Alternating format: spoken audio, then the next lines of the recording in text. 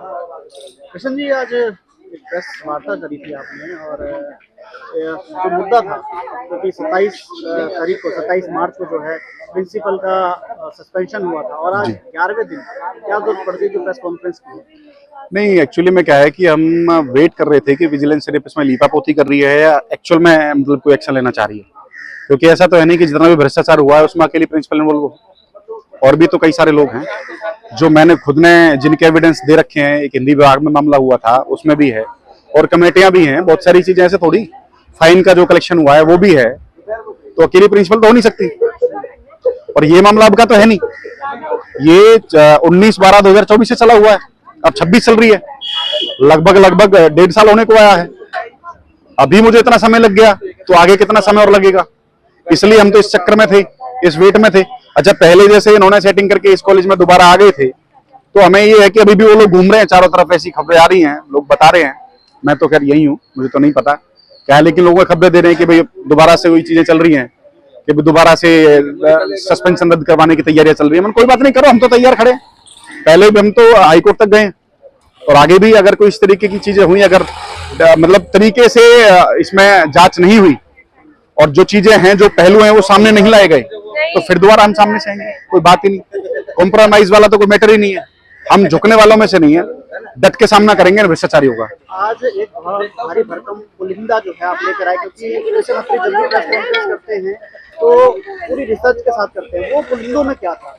देखिए, उन पुलिंदों में जितनी भी मैंने कंप्लेंट कर रखी थी वो थी, जो भी इस मामले में एक्शंस लिए गए थे वो सब सारी चीजें हैं।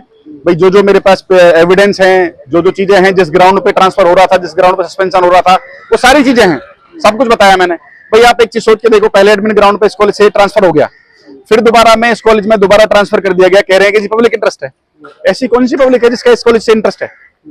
भाई यहाँ गरीब किसान मजदूर परिवारों के बच्चे पढ़ते हैं और वो मामला मैंने बहुत पहले से उठाया हुआ था कि भाई यहाँ पे भ्रष्टाचार व्यापक है, भ्रष्टाचार चल रहा है, बहुत अच्छे तरीके से चल रहा है एडमिशनों में। और तो और इन्होंने इग्नू बेच मारा, इग्नू के एग्जाम होते हैं पर हेड की बोली लगी है, पता नहीं कहां सो रहा है सारा सिस्टम, पता नहीं क्यों आंख बंद कर रखी है इन लोगों ने। हर बार कोई कृष्णत्री थोड़ी सामने आएगा, डिपार्टमेंट का भी तो काम होगा। आपके ऊपर पहले आरोप भी लगे कि डिफेम करते हैं आप कॉलेज को बार बार प्रेस कॉन्फ्रेंस करके, और आपको जो है सस्पेंड भी कर दिया गया था उक्त प्रिंसिपल के द्वारा है। देखिए, ऐसा है कि चोर कभी कहता है कि मैंने चोरी की है, उसे जब तक उसको दिखाओ ना तब तक वो मानता थोड़ी है। तब तक तो वो कहता रहता ना मैंने नहीं करी जी, ना मैंने नहीं करी। जब वो सीसीटीवी फुटेज दिखता है तब उसे पता चलता है कि हाँ मैंने चोरी करी है।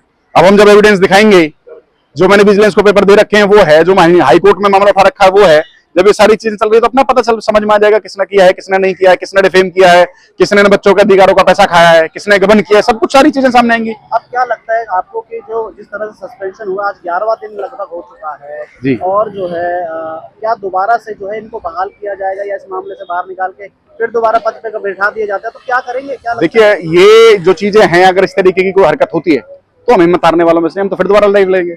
हमारी लड़ाई तो जारी है, हमारी लड़ाई रुकी नहीं है कभी भी ना। हमारा किसी से ये कि सस्पेंशन करवाने से ही मतलब है, हमारा तो भ्रष्टाचार पे अंकुश लगाने से मतलब है। भ्रष्टाचार पे अंकुश लगना चाहिए। जो सरकार रोड़ा पीटती हुई घूमती है कि हम बिना पर्ची बिना खर्ची वाली सरकार है, तो बिना पर्ची बिना खर्ची के ये यहाँ कैसे सस्पेंशन होने के बावजूद कैसे यहाँ आ गए, मुझे ये बता दो आप। कैसे इस कॉलेज में रहे? सारी कंप्लेंट दे रखी है, कौन सा अधिकारी है जो ये कह दे मेरे पास कंप्लेंट नहीं है? मुझे बताओ, मैं बताऊंगा किसके पास नहीं है। डीएचओ से लेकर के राज्यपाल होते तक मेरी कंप्लेंट है। जैसा आप आरोप भी लगा रहे थे कि ये केवल अकेले नहीं होंगे, बिल्कुल भी लोग होंगे, बिल्कुल। नाम अगर सामने किस तरह से लेकर आएंगे या कैसे होंगे? देखिए, इंक्वायरी में जैसे अभी इन्होंने क्या किया था, जो एसडीएम साहब ने जो इंक्वायरी करी थी उसमें इन्होंने क्या किया, उसमें ना तो मेरे को बुलाया कंप्लेनेंटू में, मुझे ही नहीं, मेरा ही पक्ष नहीं पूछा गया। अच्छा, मैं एक बार एसडीएम ऑफिस में किसी ने बुलाया, एक कंप्लेंट कोई और थी, उसमें बुलाया तो जो वहां पे जो कर्मचारी वो मेरे से क्या कहता है कि जी आप इसमें जो बातें बता रहे हो, जो आप इसमें बोल रहे हो, ऐसे नहीं बोलना। मैंने कहा भाई मेरा बयान तू बताएगा मुझे, मैं क्या लिखूं क्या ना बोलूं अपने बयान में? तुम हो कौन जो मुझे बताओगे कि क्या बोलना क्या नहीं बोलना? मैं बताऊंगा, मुझे मेरा बयान है ना।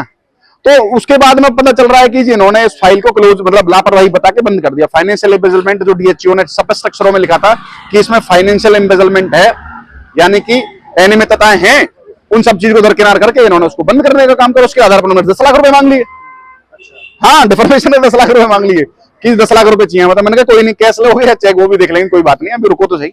मैटर हाईकोर्ट में पेंडिंग है, मैं अभी 20 अप्रैल की डेट है, उसमें हियरिंग है, चल रहा है। अब कृष्ण अत्री अगर इनके ऊपर कोई एक्शन नहीं होता, क्या कार्रवाई मांग रहे हैं और आगे क्या एक्शन रहेगा आपका?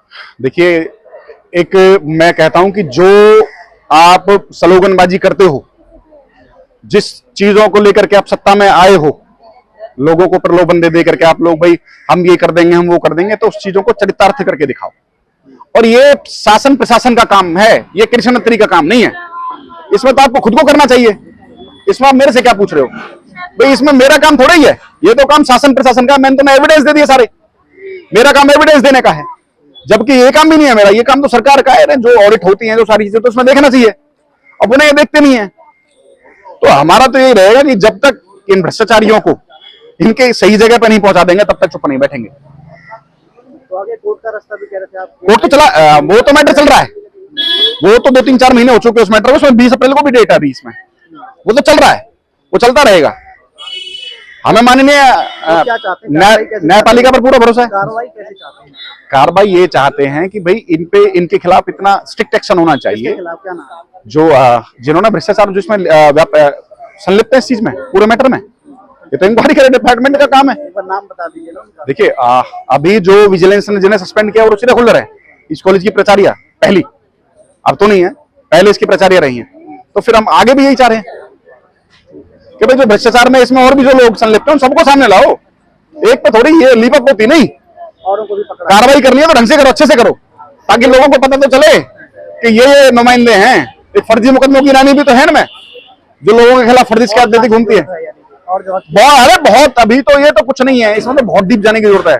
3-4 मुद्दे मैंने बताया ना, जैसे इस कॉलेज की दीवार हुई है अभी ऊपर, एक गोल बिल्डिंग में काम हुआ है, एक हमारे जो हमारे कॉलेज के जो निजी खाते हैं वो किसी निजी बैंक में ट्रांसफर करवा दिए, वहां खुलवा दिए गए हैं कॉलेज में खाते। और पता चला है मुझे कि 4 वीसी भी के भी खिलाफ वो चल रही है कार्रवाई, 4 वीसियों के खिलाफ, यूनिवर्सिटियों के, बड़ी बड़ी यूनिवर्सिटियों के वीसियों के खिलाफ। बताओ, तो आप चाहते हैं कि इस भ्रष्टाचार का पूरा खुलासा होना चाहिए? भ्रष्टाचार का खुलासा हो, निष्पक्षता के साथ हो, भ्रष्टाचार पे अंकुश लगे, इनके खिलाफ इतनी मजबूत से मजबूत कार्रवाई हो ताकि कोई आदमी करने से भी डरे।